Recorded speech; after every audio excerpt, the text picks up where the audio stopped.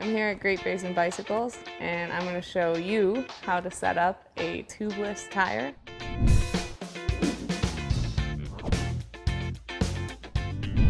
And it's a little tricky until you get the hang of it, but practice makes perfect, which is why I'm going to show you how to do this. I ride for Scott Sports, and I'm also a Vittoria athlete, so I will be using my Vittoria reaction wheel and the Barzo Vittoria tire. I've already taken the liberty of setting up this tire with one side of the bead on the wheel already.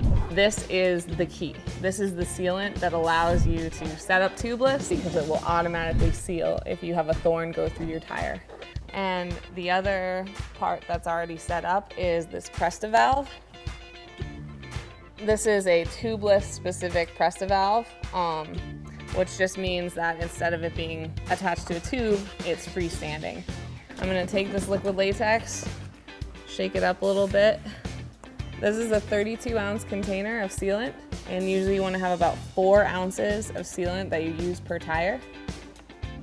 I don't get super specific about it, and having a little bit extra is always better, just to be on the safe side. So that's about 8 tires per container. You start out by just putting it in kind of the dish at the bottom. What I've been doing is pushing the other bead of the tire onto the rim. You can tilt it around very carefully, so now the sealant is going back to the bottom of the tire. And then I'm gonna slowly work this part of the bead onto the rim. So there we go, I just got the final side of the bead. I'm lucky because these tires go on pretty smoothly. Sometimes you will run into trouble getting that final piece of the bead into the wheel because the bead's really tight and you have to work at it a bit. I usually don't use tire levers for putting my tires on. I only use them for taking them off. Now I'm at a place where I have sealant inside and I'm ready to inflate. One thing that I do is put my tire like this on the ground and turn it around a little bit just to get sealant to coat the rim and coat the inside of the tire, inside of the bead. That's gonna be really important to get that liquid latex to actually seal. Now we're at the inflation stage. When you're inflating, definitely make sure that you open the Presta valve up all the way. There's some amazing people out there with the skill to set up tires with a pump, and I am not one of those people. My preference is to use a compressor for tubeless setups because it's a lot easier. This already has a Presta valve head on it. If you have a regular compressor, you might need to buy one that will fit this type of valve specifically. If you don't have the head for the compressor, you can also just use an adapter like this that you can screw directly on to the Presta valve. I have a rag on the floor because this is a really messy process. Sealant will probably go everywhere.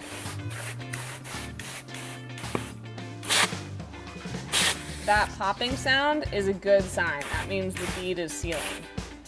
There should be a couple more popping noises before we're done. The whole time that I'm doing this, I'm feeling the PSI that I'm putting in. It's still a little soft, so I can tell that I haven't seated my bead completely. So there's one more pop, there you go. So it's a disconcerting noise, but it's actually a really satisfying noise when you set up as many tubeless tires as me. It's it's a good sound because it means that your sealant worked and you got your tire bead sealed around the rim. I was really fortunate because this tubeless setup on this tire, the Barzo with the reaction wheel, was relatively painless. That's not always the case though. Depending on what your setup is and how tight the bead of the tire is, you might run into some issues. If you have trouble, I would recommend taking the valve core, which is the center piece, out of the Presta valve stem, and then that opens up this channel so that you can put air from the compressor or a pump directly in. Tubeless setup is a superior setup to help prevent flats. It's lighter, it allows you to run a larger diversity of air pressures. The one piece you have to be aware of is that sealant, the liquid latex, will dry out, especially if you live in a dry climate like me in Reno. So you have to stay pretty vigilant for making sure that you have fresh sealant in your tire. And I probably check mine every 3 to 4 weeks.